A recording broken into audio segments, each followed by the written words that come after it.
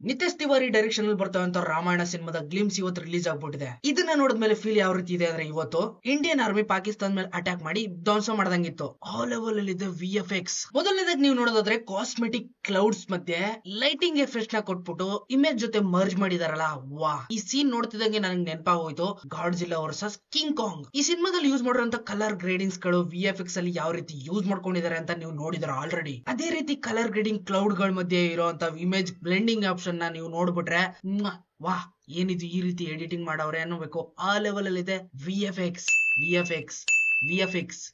ಬಗ್ಗೆ ಇಷ್ಟೊಂದೆಲ್ಲ ಹೊಗಳ್ತಾ ಇದೀವಿ ಅಂದ್ರೆ ಇದಕ್ಕೆ ಕೈ ಹಾಕಿರೋರು ಯಾರು? DNH and prime focus studio. ಇವರಿಬ್ರು ಸೇರ್ಕೊಂಡು ಈ ರೀತಿ ಒಂದು VFX ನ ಡೆಲಿವರಿ ಮಾಡಿದ್ದಾರೆ. ಅದಕ್ಕೇನೆ ಇಷ್ಟೊಂದು ಹೊಗಳ್ತಾ ಇರೋದು VFX and CGI. Next level ಎಲ್ಲ ಟಾಪ್ ನಾಚ್. ಬರೀ ಇಷ್ಟನ್ನ ಮಾತ್ರ ನೋಡ್ಬಿಟ್ಟು ಓಂ ರಾವತ್ ಏನಾದ್ರು ತೋರಿಸ್ಬಿಟ್ರೆ ಮಕಾಮತಿ ಹೊಡೆದ್ ಕಳಿಸ್ಬಿಡ್ತಾರೆ ಫ್ಯಾನ್ಸ್ ಗಳೆಲ್ಲ.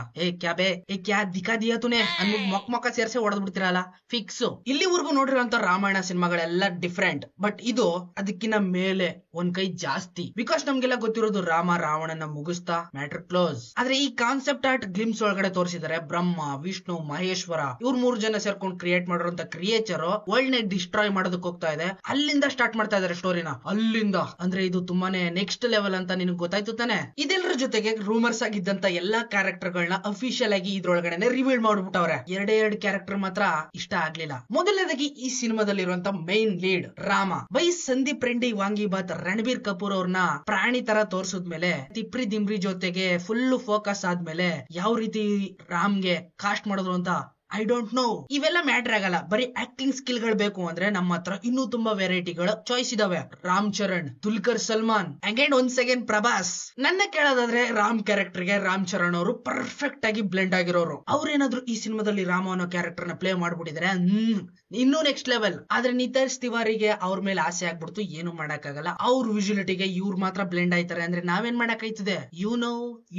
ಇನ್ನ ಎರಡನೇ ಕ್ಯಾರೆಕ್ಟರ್ ಹನುಮಾನ್. ಈ ಸಿನಿಮಾದಲ್ಲಿ ಹನುಮಾನ್ ಕ್ಯಾರೆಕ್ಟರ್ ಗೆ ಪ್ಲೇ ಮಾಡ್ತಾ ಇರೋದು ಸನ್ನಿ ಲಿಯೋನ್ ಅಲ್ಲ, ಡಿಯೋಲ್. ಸನ್ನಿ ಡಿಯೋಲ್ ಅವ್ರದ್ದು ಈಗ ಬಂದಿದಂತ ಜಾಟ್ ಸಿನಿಮಾ ನೋಡಿದ್ಮೇಲೆ ಕ್ಯಾ ದಿಖಾ ದಿಯಾ ಸಾಲ.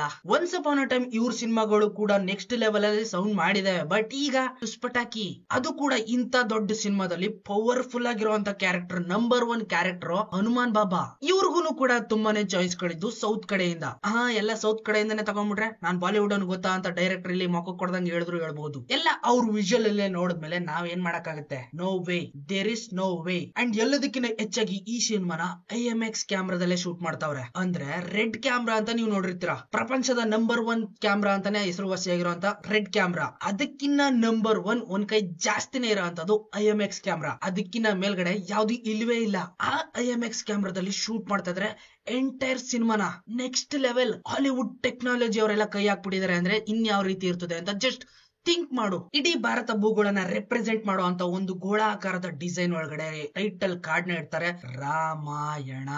ನೋಡ್ತಿದ್ದಂಗೆನೆ ಏನ್ ವಿಜುಯಾಲಿಟಿ ಅಂತ ವಿಜುವಲ್ ಹೊಡಿಬೇಕು, ಆ ಲೆವೆಲ್ ಅಲ್ಲಿ ಇದೆ glimpse. And none other than rock star Yash ಅವ್ರನ್ನ ರಾವಣನ ಲುಕ್ ಇನ್ನು ಅಫಿಷಿಯಲ್ ಆಗಿ ನಾವು ನೋಡಿಲ್ಲ. ಬಟ್ ಈ ಗ್ಲಿಮ್ಸ್ ಒಳಗಡೆ ಬೇರೆ ರೀತಿನೇ ತೋರ್ಸ್ಬಿಟ್ಟಿದ್ದಾರೆ. ಆದ್ರೂ ಕೂಡ ಅವರ ಐ ಕಾಂಟ್ಯಾಕ್ಟ್ ಇದೆಯಲ್ಲ, ಫುಲ್ ಬ್ಲೇಡ್ ಕೊಚ್ಚಾಕದ್ರಲ್ಲಿ ಎಕ್ಸ್ಪರ್ಟ್ ಚಿತಾಲ್ ಪತಾಲ್. And none other than Rama Ranbir Kapoor ಐ ಜಂಪ್ ಮಾಡ್ಕೊಂಡು ಬಿಲ್ಲು ಬಾಣ ಬಿಟ್ಮೇಲೆ ಅದೇ ಜಾಗದಲ್ಲಿರುವಂತ ವಿಜುವಲ್ ಎಫೆಕ್ಟ್ ನ ಸುತ್ತಮುತ್ತ ಒಂದ್ಸರಿ ಝೂಮ್ ಹಾಕೊಂಡು ನೋಡಿ VFX CGI ನ ಯಾವ ರೀತಿ ಬ್ಲೆಂಡ್ ಮಾಡಿದ್ದಾರೆ, ಎಷ್ಟು ನ್ಯಾಚುರಲ್ ಆಗಿದೆ. ಕಳೆದು ಹೋಗ್ಬಿಡ್ತೀರಾ. ಹಾಲಿವುಡ್ ಅವ್ರ ಕೈ ಹಾಕಿರೋದು, ಹಾಲಿವುಡ್ ಅವರು ದೂಸರ ಮಾತೇ ಇಲ್ಲ.